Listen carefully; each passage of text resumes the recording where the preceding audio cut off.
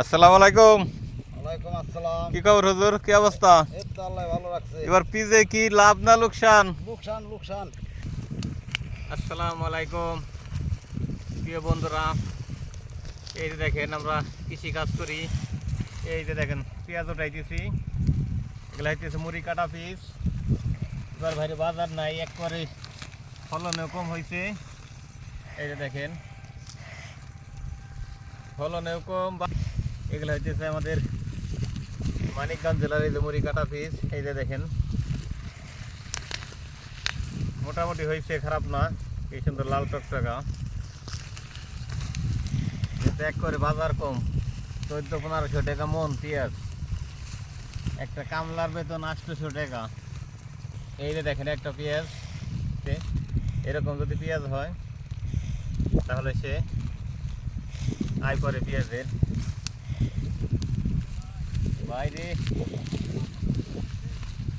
15।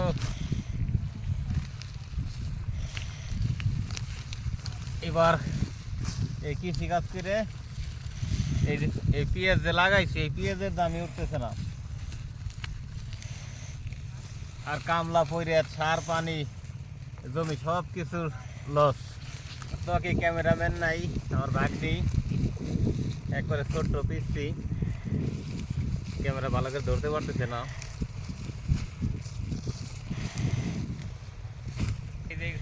এই যে পিস কাটতেছে আমাদের একেবারে, এই যে নানু রানটা পিস কাটতেছে।